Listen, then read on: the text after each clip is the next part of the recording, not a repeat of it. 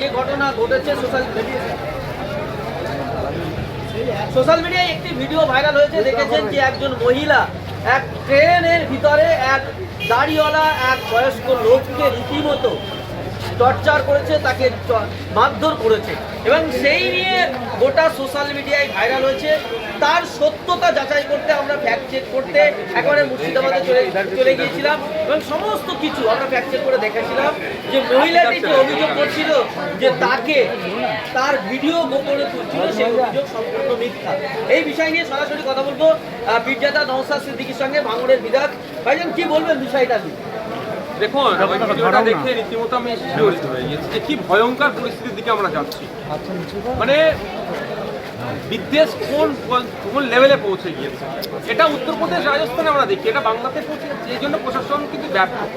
এই যে বিজেপি তৃণমূলের যে বাইনারি পলিটিক্স এর শিকার হতে হচ্ছে এই গরিব মুসলমান, গরিব আদিবাসী, গরিব দলিত, গরিব মানুষকে।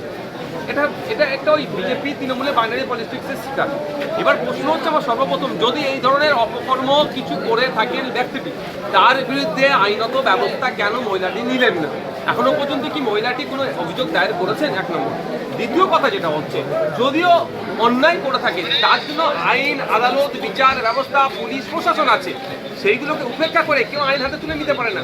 কালকে কেউ যদি এখানে আমার কেউ চুরি করে, তাকে আমি হাত কেটে নেবো? আমার রাগ হয়েছে বলে কি তার হাত ভেঙে দেবো আমি? কেউ যদি একটা গালি দিল, তার কি মুখ আমি ফাটিয়ে দেবো? এটা সম্ভব নয়।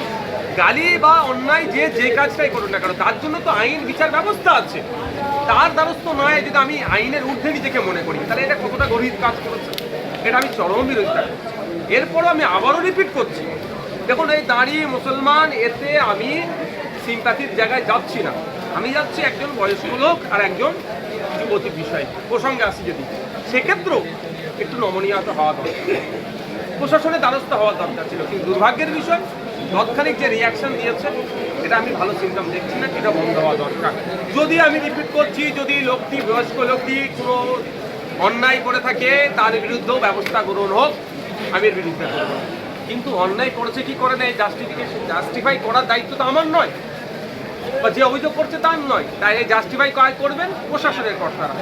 কিন্তু দুর্ভাগ্যের বিষয়, সেটা পর্যন্ত হয়নি, সময় দেওয়া হয়নি, তার আগেই তাকে ভিকটিম বানিয়ে দেওয়া হচ্ছে। এগুলো বন্ধ হওয়া দরকার।